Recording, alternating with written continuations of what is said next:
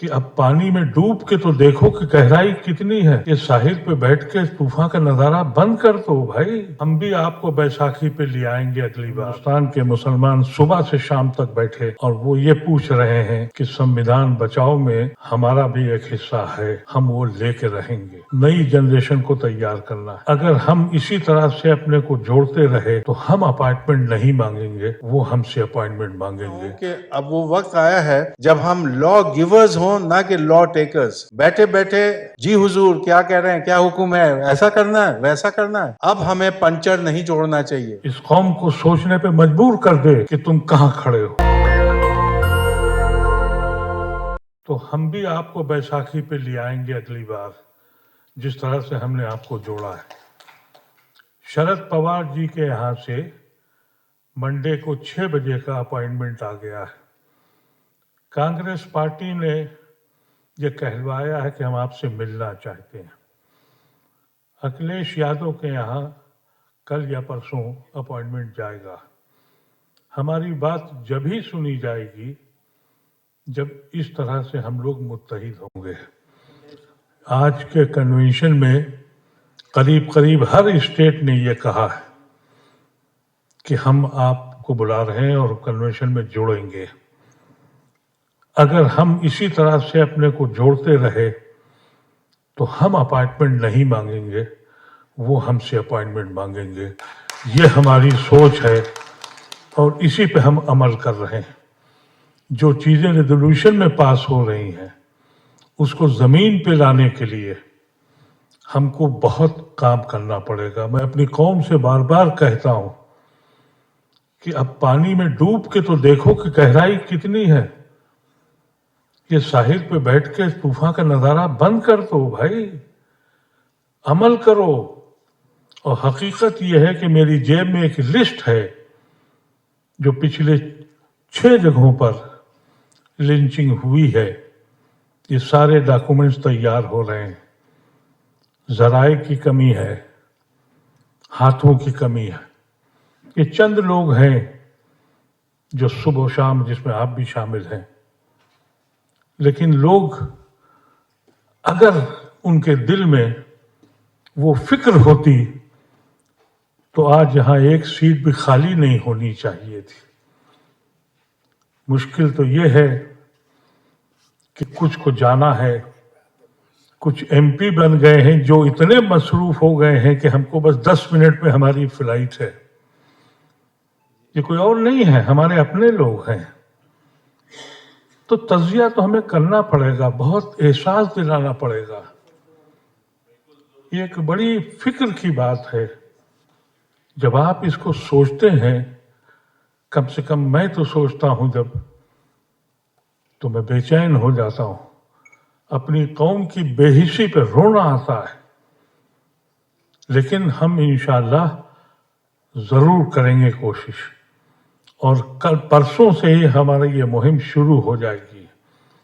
اگر اخبارات نے چھاپ دیا, اخبارات تو شاید نہیں چھاپیں گے لیکن سوشل میڈیا نے اگر اس کو آج تک پہنچا دیا کہ آج پورے ہندوستان کے مسلمان صبح سے شام تک بیٹھے اور وہ یہ پوچھ رہے ہیں کہ سنویدھان بچاؤ میں ہمارا بھی ایک حصہ ہے, ہم وہ لے کے رہیں گے, تو آپ مایوس نہ ہو.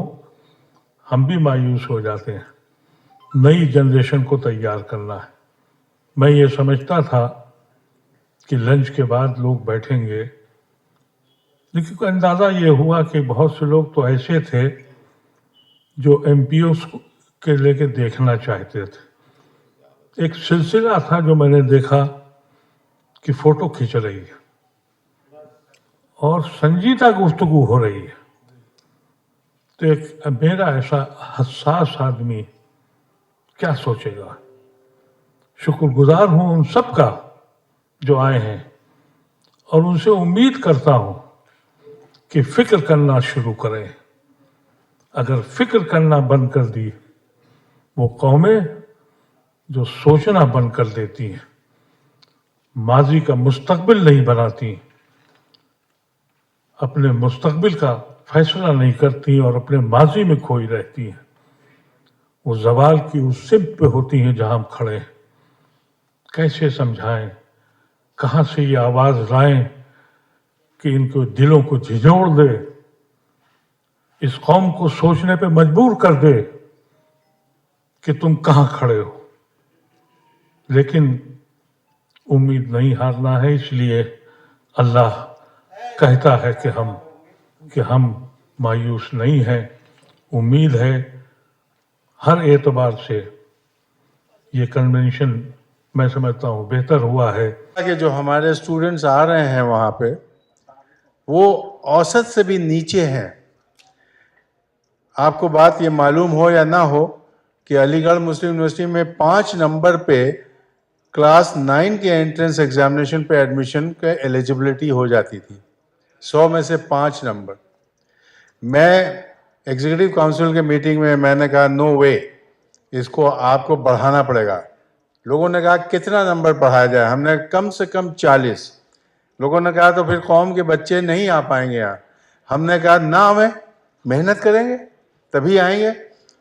बहरहाल एक सौदा हुआ और 10 नंबर पे तय हुआ कि साहब 10 नंबर पे कर दिया जाए।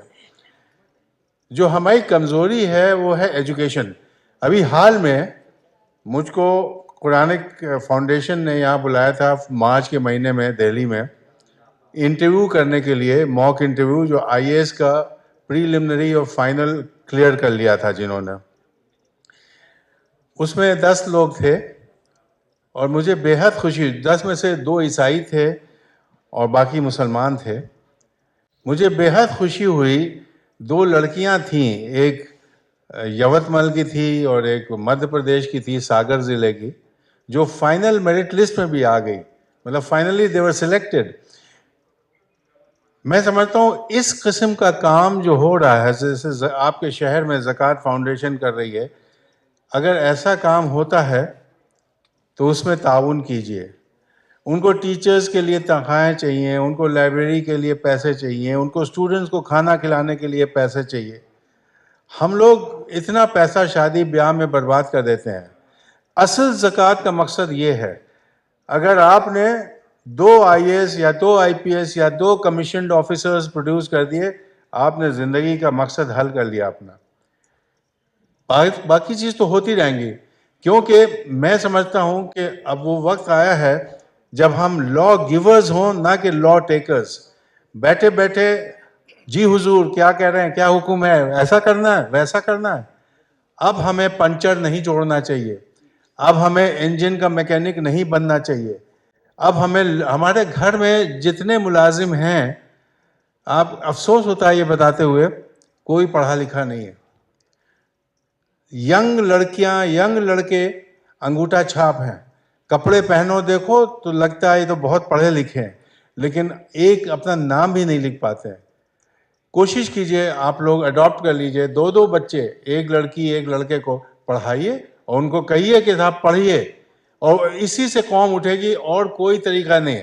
आप 50-55 एमएलए बना दीजिए, 100 एमपी बना दीजिए, नहीं। एजुकेशन, और यहूदी इसके मामले में सबसे आपके सामने मिसाल है। अगर आप यहूदी से कुछ सीख सकते हैं तो एजुकेशन। छोटा सा मुल्क ने पूरी दुनिया को नचा रखा है। अगर आप चाहते हैं कि आपकी इज्जत हो, education is the only way, और प्लीज आप एक अडॉप्ट कर लीजिए। शुक्रिया, बहुत बहुत शुक्रिया। नेशनल दस्तक की आपसे गुजारिश है कि अगर इसको बचाना चाहते हैं तो नेशनल दस्तक को सब्सक्राइब करने के लिए रेड कलर के सब्सक्राइब बटन को दबाएं, फिर बेल आइकन की घंटी दबाएं। नेशनल दस्तक को बचाने के लिए बहुत जरूरी है कि हर खबर को शेयर करें, लाइक करें, कमेंट जरूर करें।